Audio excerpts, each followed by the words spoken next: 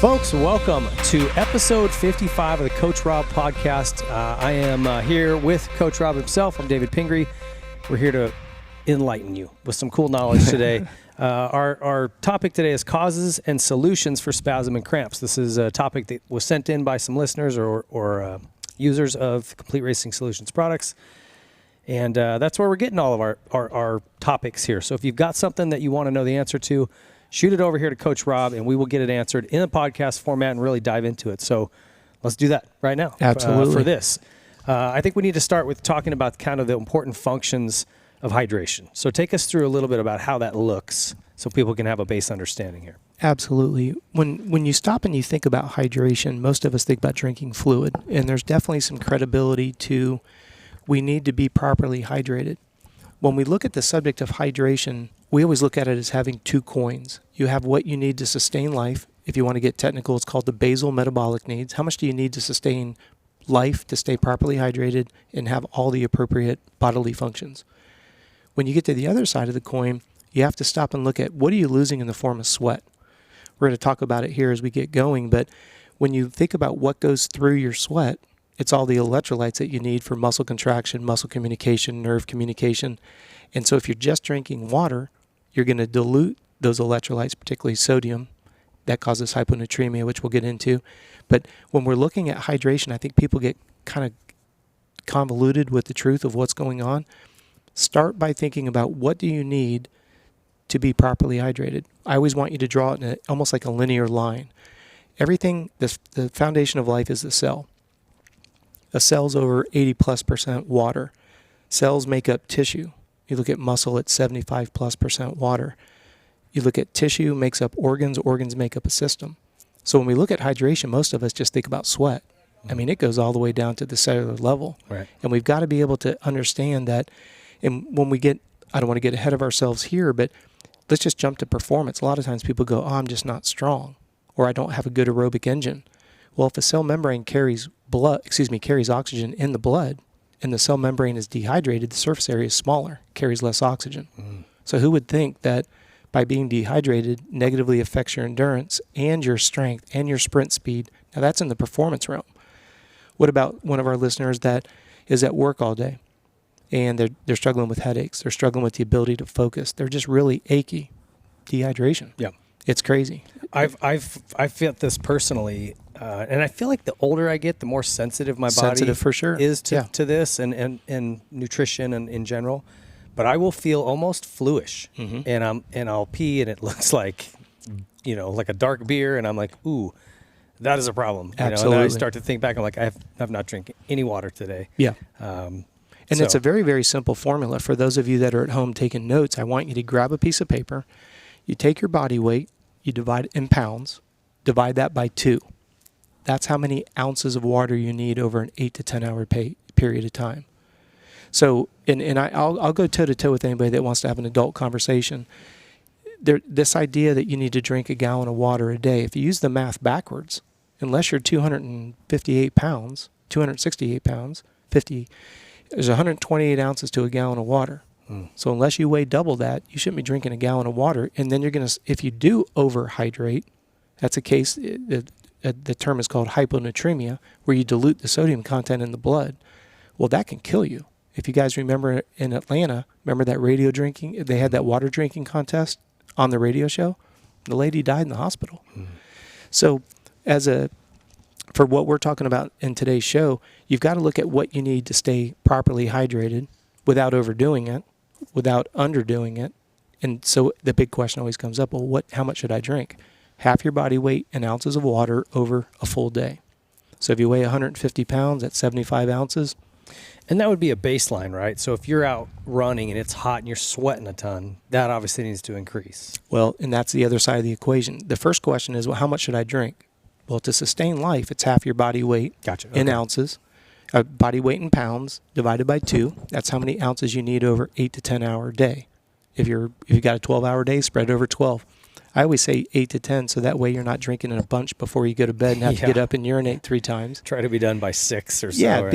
Just it's aggravating, especially if you struggle to get back to sleep. For somebody like Michaela, she can go to the restroom and go right back to sleep and act like she never got up. Not everybody has that luxury. But you bring up the other side of the coin. We have a lot of listeners that don't consider themselves athletes, but they go for a walk. They don't consider that being athletic. You take your dog for a walk. Well, I live in Florida. It's typically very humid, very hot. You can break a sweat going to the mailbox. Well, we don't really think that makes that big of a difference. So when you're looking at proper hydration, I always say there's two sides of the coin. What do you need to stay properly hydrated for basal metabolic needs daily? What do you need for any other activity you're going to do? Now, for some of the listeners, they may get a little overwhelmed on this, but it's a real simple way to do it. For those of you that exercise on any form, weigh yourself naked before your activity begins. When you're done, try to get as close to naked as possible. Weigh yourself. But don't do this in a public place, folks. Yeah, please. But you have to add a third variable to it, and we'll put it in the resources here. We have what's called a sweat rate calculator. So what you do is you weigh yourself before, you weigh yourself after, and you document how much fluid you consumed in that period of time. Because a lot of people will say, well, I started my workout at 155. I finished at 150, so I lost 5 pounds. Well, not if you drank 32 ounces, because you took in the 32, it went through your pores, you lost it through respiration, you lost it through urination. You also lost the extra 2 pounds, so your net loss is 7. We factored that into the calculator. The good news is you don't have to have a fancy calculator. All you do is put in the 3 numbers, and the spreadsheet produces it. Now, what we want the listeners to understand is your sweat rate should be between 1% and 2%. Now, this is where it gets a couple double negatives. You want to make sure you should lose some water weight when you exercise. So if you gain weight, or you have, because remember we're talking about loss, if you don't lose at least 1%, you're overhydrated. If you lose more than 2%, you're officially dehydrated. And what really becomes staggering is when you look at the statistical numbers, if you have a 3%, now let's go to, just for even numbers, if you weigh 100 pounds, you're only talking 3 pounds. If you lose 3 pounds, you lose 10-20% of your contractile strength of the muscle tissue. You lose 4 and 5, you could be losing 20 and 30%. So here you are in the gym getting super strong, and then because you're dehydrated, you lose that muscular power. And we talked earlier about endurance as well because you're carrying less oxygen. Yeah. Hydration, in my opinion, is one of the easiest performance tools that's out there, but it gets convoluted with a lot of misinformation and agendas. Well, and also there's a lot of variables, right? I mean, what kind of foods are you eating? What's the climate? I mean, you say you sweat a lot in Florida, but out here it's so dry. Right. We're in single-digit humidity levels throughout most of the summer. That dries you out. Absolutely. I'm a big snow skier. We go snow skiing, you know, and I've always noticed this. I'm super dehydrated at the end of the day. My pee is bright yellow. It's terrible. So I started wearing it's an OGO hydration bag. Yep. And just on the chairlift, I'll just take a couple sips. I put the energy fuel in there, and I felt so much better at the end of the day. It's crazy, isn't it? Because, you'll ski for 6 hours, and what are you drinking? Unless you have a vodka drink with lunch, but I mean, well, you're not drinking water. But you hit a real key term, nutrition. Edible food, nutrition. We're talking about hydration. What is high naturally in electrolytes and water? Fruits and vegetables. Right. So when you hear us saying the way that we recommend people eat is consume fruits and vegetables in lean protein every time you open your mouth. Now, if you want to get highly technical, and that's the nature of our show today, is the reason why I advocate fruits and vegetables is because we know that people lose those electrolytes through sweat. In your office, in your truck, working out. You're losing it all the time. Unfortunately, we normally wait until something becomes a problem before we go, hey, I got to look into the source of what's going on. Or you go, man, I'm thirsty. I haven't had anything to drink in 5 hours. Now, here's the crazy part. Now, I hope the listeners don't get frustrated with this. If you're thirsty and you start gobbling down a bunch of water, you could put yourself into a state of hyponatremia where you don't quench thirst. So you keep over drinking water, which then dilutes the electrolytes even more. Now you're in a downward spiral. So what I always recommend is eating fruits and vegetables gives you the electrolytes. Now you're going to be able to satisfy thirst. But not everybody can eat fruits and vegetables all day long. That's where our energy fuel was developed. The science behind our energy fuel is looking at what is the intensity that you're going to exercise and at what duration. And we changed the formulation, and we add a lactic acid buffer in there. We add a little bit of protein for our longer 3-hour plus events. But I want our listeners to understand it's not about peddling a product. It's about understanding the science behind the product and why do we develop it, because there was nothing else that was out there. Now, what we're really trying to do is get people to understand Start with what your water needs are daily. Very simple. Convert your body weight into pounds, divide it by 2, spread that over an 8 to 10 hour day. That's variable number 1. Now we look at when you go to exercise, what are you losing? That's why we train with heart rate monitors. Because if you come to me and you say, Rob, I did a 60-minute bicycle ride. My average heart rate was 140. My max was 150. I can look at the temperature and humidity, and you stepped on the scale. Now we create what's called a temperature silo. I know what your perspiration rate is at that duration, at that intensity, at that temperature. Now, some people may go, man, that's crazy. Too much information. But if you think about it, our races tend to be the same time every year. So for those of you that are athletic and you want to race, whether it's a triathlon, a road race, motorcycle racing, whatever it may be, you tend to have the races are the same time every year. Well, now we build a historical database. We know when the temperature is in this range. We usually do it in 5 to 10 degree, we call them temperature silos. We know what your sweat rate is, 50 to 60, 60 to 70. Because when you look at hydration, you talk about go snow skiing. A lot of times people misunderstand because it's not cold, I don't need to drink as much. Well, then you drink less than you should, so you end up becoming dehydrated. Then you have people that drink too much when it's hot out. They get hyponatremia. It's the exact opposite at the wrong times, that what you would intuitively think was going to happen. But that RH, that relative humidity, also plays a part in how much moisture you're giving off too, right? 100%. So like in the mountains or in the desert. Well, the listeners need to understand water will not evaporate in a water environment. So when you're in a high humid environment, you're essentially in a water blanket. And that's where we run into issues of overheating, because now the exothermic process, getting that internal heat out and wicked away through sweat. Yeah, that's why you sweat more there. You may not be sweating in the desert, but it's still dry. You're still losing moisture. You're still losing it. It's just a different way. But that's where, if you take the emotion out of it, you step on the scale before, you step on the scale after, you measure your intensity and the duration, you can start to build a framework pretty quickly. If you know what your sweat rate is at 30, you don't immediately double that if you're going to go for an hour. You got to at least get some baseline and then start figuring it out. And you if you study anything about residual fatigue, you know the second 40 minutes is a lot harder than the first 40. Yeah. The next 60 is a lot harder than the first 60. So what we're always trying to do is stay ahead of the curve. So talk a little bit about the difference between a spasm and a cramp, because one leads into the other, right? Right. So well, and I think that with what you brought up earlier, I think that's the misunderstanding about spasms and cramps. You've got to start with hydration, and we've already spent a few minutes here talking about hydration comes for basal metabolic needs plus athletic needs. Again, the word athletic can be a little bit underrated. If you're walking your dog around the block, you're athletic because you're outside, you're losing water, you're exposed to heat, humidity, and all that goes with it. When we start looking at a spasm, you've got to, and just so the listeners know, a spasm is a precursor to a cramp. Spasm is a really polite way for your body to say, we've got some issues. You know, it's kind of a little subtle. And that's like if you have a muscle that just starts twitching twinging. or your eye, you know, sometimes I get it in my eye. But where people get a little bit caught off guard is there's 3 reasons why a muscle will go into full spasm/cramp. Either it's exposed to too much load, or there's an electrolyte depletion, or you're dehydrated. Most everybody would go, oh, I'm dehydrated. Could be. Well, you now have a solution on how to correct that, or at least validate it. Either validate or invalidate it. The way that we do it is we have our athletes step on the scale every morning and every night. At night, you should always be 3 to 5 pounds heavier than you are in the morning, every single day. Because the scale doesn't tell us percentage of body fat. It shows us the body weight in the morning shows us inflammation and swelling, whether that's from exercise and or food. So I go and look at your food log. If all of a sudden you're really jacked up, if you had an easy workout yesterday and your morning body weight's up, that's an inflammatory response to something you've eaten. When we look at your evening body weight, I should be able to see, and I want to make sure we set the context for the listeners. We're sitting here today. When you wake up in the morning, I'm getting a snapshot of what you did yesterday. Well, if you went to bed last night and you're 3 to 5 pounds heavier, you ever notice in the morning you're back down 3 to 5 pounds? So what is it that we were talking about? I'm trying to avoid chronic dehydration.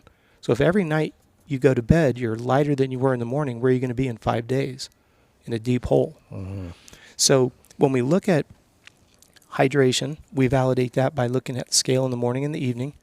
We validate your electrolyte intake by looking at your food log. Are you snacking on fruits and vegetables? Are you rehydrating with energy fuel? And then we look at your load levels. And that's one of the things that people don't understand. We see this quite often in high levels of competition where somebody thinks on a race day, and I don't want people to think that I'm naive. Certainly there's going to be those days where you're going to go to the well. You're bar to bar with somebody and you're going to go to the well. However, there can't be so much of a gap that you think that you're just going to be able to pull this performance out of your back pocket that's 28% better than you've ever performed at. Whether you want to look at wattage on a bicycle, heart rate monitor, lap times, whatever you want to take a look at, the gap can't be that much bigger. Right. Now, when we start getting into high level of performance, like we just had the World Championships here in Utah for the sport of triathlon this weekend. We just had the Supercross Championship this weekend. We look at what we call critical speeds and threshold of fatigue. It's a little bit beyond the scope of what we're talking about today. But for those that ride moto, if you've never broken a 2-minute lap time at the track and you go out and you try to run a 152, the body's probably going to retaliate. It's not used to the intensity. It can't get rid of the heat quick enough. You can't deliver sugar, and the muscle's going to go, whoa, this is like asking for way too much. So what we want to look at is making sure that the gap between what you're trying to perform at versus what you train, not every day, but there's got to be race day simulations. There's got to be certain interval work that's done that helps bridge that gap so there's not as much of a shell shock. A lot of people don't realize that. They're like, well, I think I'm just dehydrated because I'm cramping. Well, that could be part of it. And I don't want to convolute it and say, well, gosh, that's a lot to think about. It's really not. If you call me up and you say, I'm dealing with spasms, let me see your body weight in the morning and the evening for the last 5 weeks. Are we in checks and balance? Let me see your food log. Are you snacking predominantly on fruits and vegetables? Because that's where it comes from naturally. And are you making sure that you're offsetting what you lose in the form of sweat? We're in the ballpark. Now let's look at soft tissue maintenance, strength. How much lifting are you doing to make sure that the muscles can handle that load? And then do you have good range of motion and flexibility with foam roller and trigger point therapy, contrast therapy, Epsom salt bath? Now the tissue is both strong and it's flexible. You're going to reduce the risk of cramping. But like I say, spasms, just a little heads up notice that there's something bigger coming down the line. That's the flashing yellow light right before Please the red pay attention. Talk about the importance of electrolytes for health and performance. People don't begin to understand how much of a role electrolytes play. When most of us drink a sports drink like Energy Fuel, you'll notice that you urinate more. So most people who have ever had an experience with an electrolyte drink recognize that electrolytes play a role on fluid absorption. You're urinating more because you're absorbing more. That makes sense. Electrolytes play a significant role in communication. So when a muscle is starting to fire, and this is way beyond the scope of where we're at here, but you guys can Google it and you can see, if you look at something with your medical background, you know sodium and potassium tend to work together. Sodium potassium pump. Exactly. Yep. So the good old-fashioned sodium potassium pump, there's a certain amount of sodium that sits outside the cell. There's a certain amount of potassium that sits outside. And then there tends to be an inverse relationship. So as the muscle begins to actively move quicker and harder and faster, that sodium and that potassium, they exchange locations inside and outside the cell.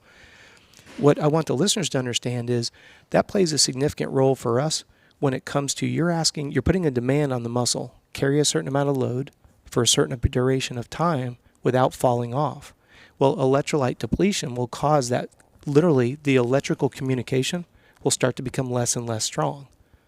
You get less and less power, less and less endurance because the electrolyte communication, the electrolytes are part of the communication process. So when those become depleted, you've got less firing going on. So that's where it plays a significant role. Not to be redundant, but we just had the championships here in Utah. Super dry environment. You're not sweating as much as you think you are. And then all of a sudden you see the white crusty lines on their race kits, you know. And so you see a guy that's putting out 350, 400 watts, and then an hour later is on struggle bus because they dropped their water bottle or they missed an aid station or something like that. And that's when you start to realize the power of electrolytes to muscle contraction. And again, for our listeners, I don't care if you're just trying to get through a big board meeting. Electrolytes, low blood sugar, it plays havoc on your brain's ability to stay focused and to keep that performance level up. We don't realize how much, when we think, how much we drain our brain, how much our brain drains our body. So our liver feeds our brain. So if you're doing a lot of heavy, focused, playing music in a board meeting, whatever, not to even mention athletics, your liver's draining. Your brain is draining that gas tank in your liver. You got to keep it replenished. So give me some electrolyte takeaways here. Well, the biggest thing with the electrolytes is ask yourself, where do you get them from? There's no fancy science behind it. They come from fruits and vegetables. Mm-hmm. This is why I'm so adamant about certain quote unquote eating programs that are out there where they say, don't eat fruits and vegetables. They have sugar in them. That's kind of an asinine statement because the fruits and vegetables have vitamins and minerals. Those are catalysts for energy. And you and I have talked about this in our previous shows. If you're trying to create a fire at a campsite, you don't sit there with a match against a big old log and wonder why it doesn't get going. Right. Well, the catalyst for energy is going to be vitamins and minerals. Where do they come from? Fruits and vegetables. Now, I know there's people that will call in and say, hey, Rob, I've gone on, we'll take the big one, keto, or all these other ones that are out there. Yes, there's a difference between the body will survive versus thriving. And yes, you will cannibalize a ton of body fat to survive, but that's not going to create an environment of athletic success long term. Right. So when we look at the electrolyte side of things, fruits and vegetables provide vitamins and minerals, catalysts for energy. In today's show's and its subject, it provides much necessary electrolytes in water. So if you look at those two elements, where do you get them from? Fruits and vegetables. When you get into the actual production of energy, and this has been validated over and over again, the body would much rather prefer to fire on carbohydrates than it would straight fat. And what's interesting is fat burns more efficiently in the presence of carbohydrates. Again, you could go to good old Google God, as we always tease about it in our office, because then everybody's an expert on nutrition and physiology. But yeah, I mean, it's no secret. It's been around for forever. That's why I always find it interesting. Like in our office, we coin it KISS. Keep it simple and sustainable. Mm-hmm. Because yes, I can take and park you in a parking lot and dehydrate you and go, yeah, we lost some weight. No, I just dehydrated you. You know what I mean? Yeah, that weight's coming right back. That's exactly it. And when you think about the trauma and the stress of the human body, now what you've done is started to create a lot of yin and yanging where the body's going to constantly try to compensate. That becomes even more stressful on the system. And, you and I have a moto background. I always, in a very demented, because as you know, I've got a demented sense of humor. If we put physiology in the same absolutes as moto, when I say moto, car moto, drag racing, cars, motorcycles, whatever it may be, wouldn't it be amazing if we knew when we ran out of gas that we came to a screeching halt? And we've talked about it, and I'm not making light of it at all. If you've got somebody that's got an insulin pump or has, diabetes, you see how literal life and death it is. We take for granted that our pancreas does what it does to produce insulin until you're around someone who doesn't, and you realize it's life and death. Can you imagine if we ran out of fluid? It was like a motor, and it just seized the motor. We would be a little more we'd be a little bit more cautious. Yeah, unfortunately, our body is incredibly proficient at staying alive. Well, it's been created in a way that it will adapt and overcome until we literally exhaust it of all options. Mm-hmm. Keto is a perfect example. The body is designed that it will adapt. Doesn't mean that it's a healthy environment. It will. That's why we did a podcast on the difference between thriving and surviving. I want to make sure that the body's always getting stronger. Obviously, health, wellness, then performance. Mm-hmm. But if you want to throw the body into a state of, hey, can you overcome this? The body's pretty astounding. It'll do it. It's amazing. But if you look at the way that the body makes any kind of adjustment, if you start to realize it makes adjustments on, if you and I want to build a house, we can't just wish it into existence. It takes pieces and parts to build a house. When you're trying to fabricate health, wellness, and performance, it's pretty simple. Lots of food, lots of sleep. Everything else in between there is just a modality. But if you get too much activity with not enough food and not enough hydration and not enough sleep, what do you get? A diseased body. Mm. And then we mock it up with all kinds of titles and everything else. But if you go back to the original, what we talked about, a cell makes up a tissue makes up an organ makes up a system. Why do we wait till the system's diseased before we go, hey, I guess we should do something about it? Hence, adrenal fatigue, Epstein-Barr, Addison's disease. Fatigue-related blood disorders. Well, when you go get your blood work, what are they telling you? That you've got some micronutrient in your blood that's out of range. Where do those nutrients come from? Food. Yep. So if you burn them too much, you're going to put yourself into a negative. And now I go back to the integer line. If you start your day at 0 and you burn it up to -5, but you'll need enough to get to -3, you're starting tomorrow at -2. And then we go, that's why I get so frustrated when we look at some of the health issues. They are avoidable. But if you have people that say, suck it up, buttercup, let's be Mr. Tough Guy, it bites you. Well, the takeaway here, I just want to point out on our notes here, muscles can't move without electrolytes and they can't relax without electrolytes. And I think that's maybe missed. Think about how profound that comment is. Yeah. Without fruits and vegetables, where your electrolytes come from, a muscle cannot move. And like we talked about, if you look at sodium, potassium, and then you look at the other electrolytes, they play a role on creating muscle activity. And then as you slow yourself down, that redistribution, let's stay on the subject of sodium and potassium, that sodium and potassium, that redistributes back in and outside of the cell. So your muscles cannot relax without electrolytes, and they cannot perform without electrolytes. So even though when we started the show, it may seem like it's a benign subject, the spasm usually gets us and catches our attention. The cramp stops us in our tracks. Yep. What can we do to avoid it to begin with? Just be aware of your hydration, snack on fruits and vegetables, and then look at your heart rate and figure out your perspiration rate. And I don't want to sound, snide when I say it, but it's literally that simple. Well, there also is, if you aren't getting enough fruits and vegetables, or you are not supplementing with like an energy fuel, Mm-hmm. or you're adding in some of those electrolytes, but you're drinking a ton of water and you're like, I'm good. I'm drinking all this water.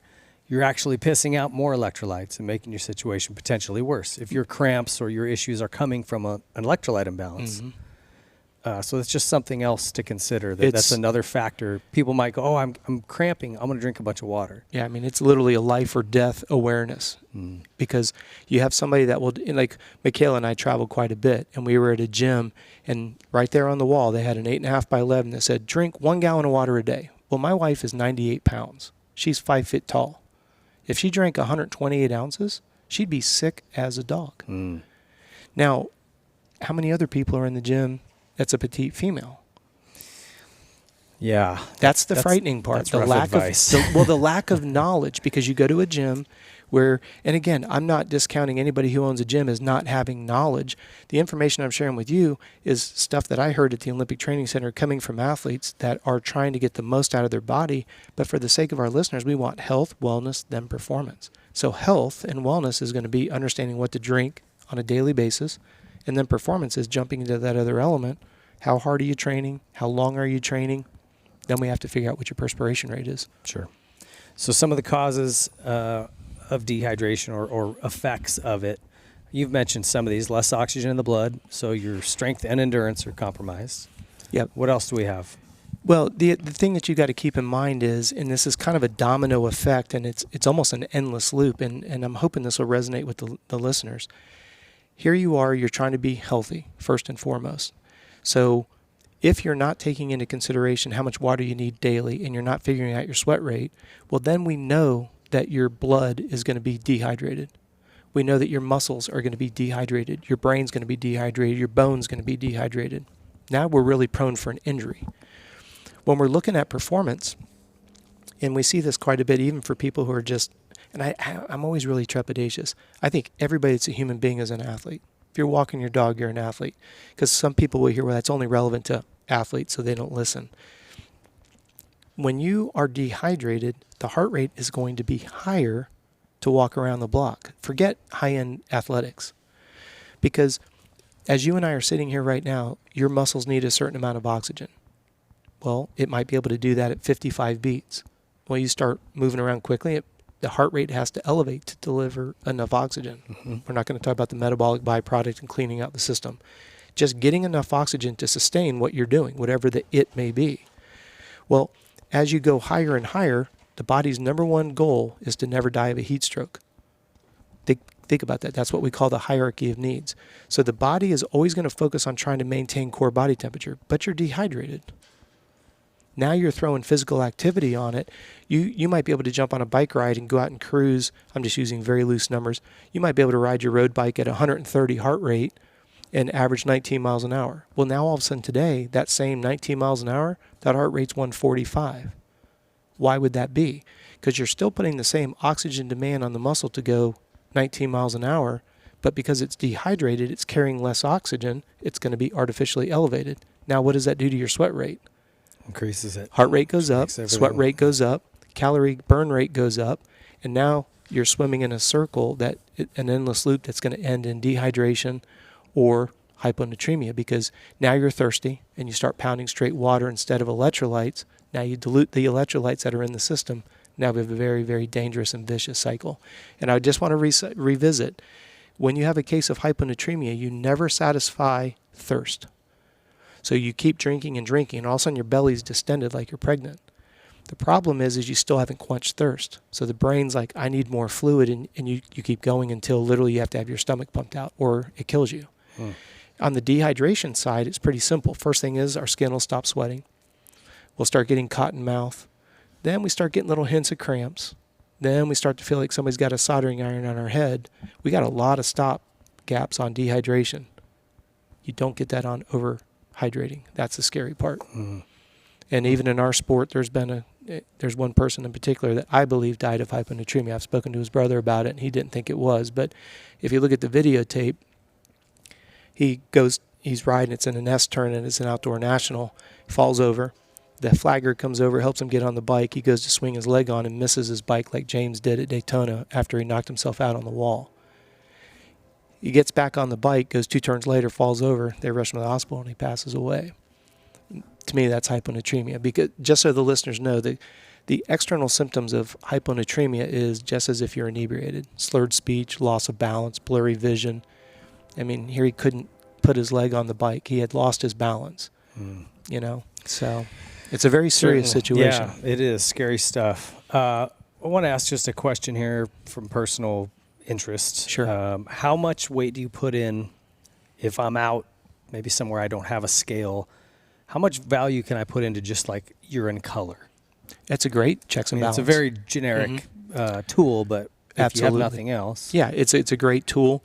Now, there will be some people that will argue, well, if you've had a high protein intake for breakfast or you took a multivitamin, B vitamins will tint your urine. So, yes, if you took a multivitamin, so you have to kind of factor that in. But I think it's a fantastic litmus test.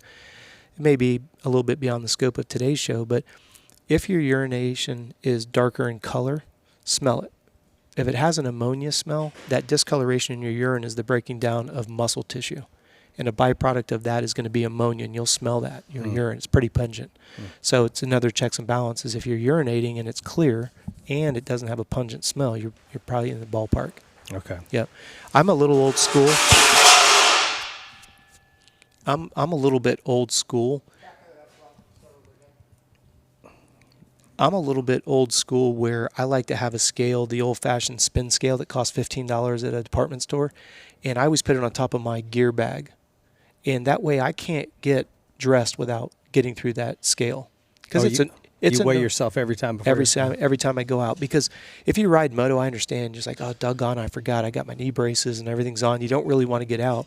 Well, if you pack that gear bag and you put that scale on top of it, you have to physically move that scale before you can get to your knee braces or anything else. When I'm doing triathlons and stuff like that, it's the last thing that goes in my gear bag. So before I put on my wetsuit or anything else to go do a triathlon, I've got to step on that scale. And I want you to have an old-fashioned $15 one, just a spin scale. Because it doesn't matter if the scale is accurate. If you step on the scale in the morning and it's 150 and an hour later it's 145, you lost 5 pounds. Whether the first number was accurate or not, the anomalies get factored out because you're using the same evaluation. And then same thing, when you get done, you're all geared up, put that scale back on the gear bag so you can't put that dirty gear back in without moving that scale as a reminder, hey, I need to reweigh myself. Sure. Now, I don't want people to make it a full-time job for themselves either.